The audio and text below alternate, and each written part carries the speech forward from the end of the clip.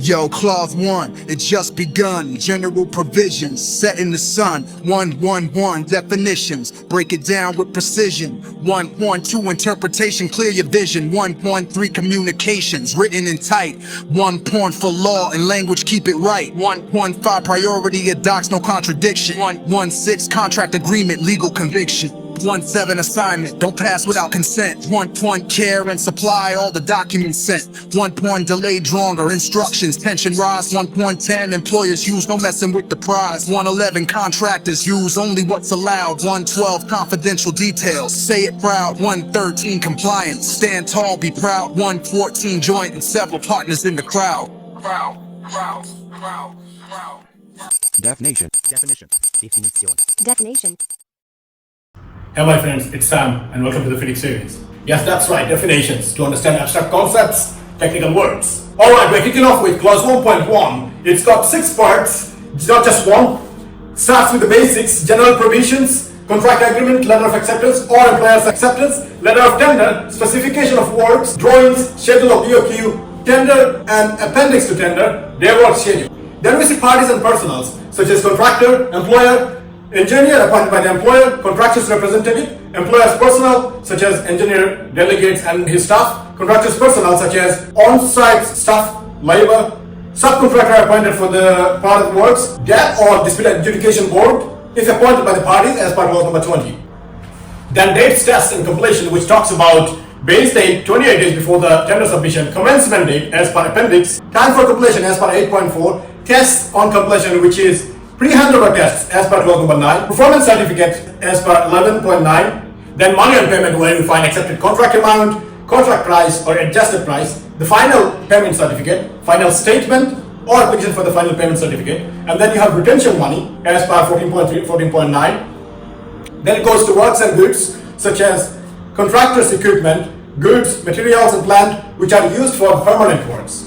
Finally, the subclause concludes with a few more definitions such as employer's provided equipment, contractor's document, force majeure, performance security, unforeseeable, and variation. Alright, now let's look at clause 1.2, which is interpretation and gender neutral language. Clause 1.3, communication must be in writing, hand delivery or mails. Clause 1.4, law and language as per the appendix. Clause 1.5, priority of documents, which gives the biggest priority to contract agreement, then letter of acceptance, then letter of tender, then particular conditions, general conditions, then specifications, and then the drawings and schedules, which can be a BOQ. Clause 1.6, contract agreement, which must be signed within 28 days from the letter of acceptance. Clause 1.7, assignment. Listen, contractor, you can't give your contract to another without prior permission from the employer, so be careful on that. But surely, you can use the future payment as a guarantee to a bank. Clause 1.8, care and supply of documents, which talks about the employer's documents such as drawings, specifications are taken care, and the employer gives only 2 copies to the contractor.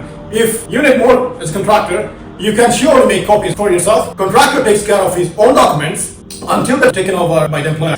1 copy must be at site and submit 6 copies to the employer of your documents. Now don't forget to issue a notice as soon as you find any error in the documents. Clause 1.9, delayed drawings or instruction from the employer. Now, if you are a contractor and you think that the work will be delayed because of drawings or instructions not given, issue a notice as soon as possible, straight away to the engineer.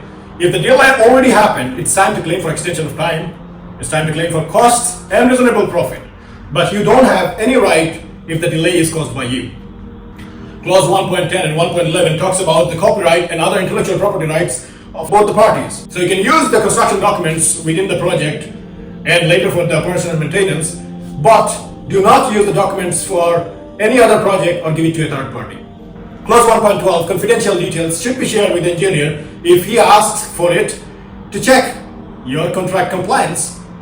Clause 1.13, law compliance. To comply with the laws of construction, environment, and taxes, employers is going to get the bigger permissions such as planning and zoning approvals, but you as a contractor, you should handle day-to-day legal permissions such as giving legal notice, paying taxes, fees, and duties, getting permits, licenses, and approvals in it. Now, if the employer fails to get the approval, contractor may claim extension of time, costs or loss, and reasonable profit for any delay caused. But the contractor, if the delay is due to your action, then you bear the loss. Clause 1.14, the last one, is joint and several liabilities. If you started off as a joint venture or consortium, you better be careful because the employer has the right to hold you responsible for any one of your company's fault.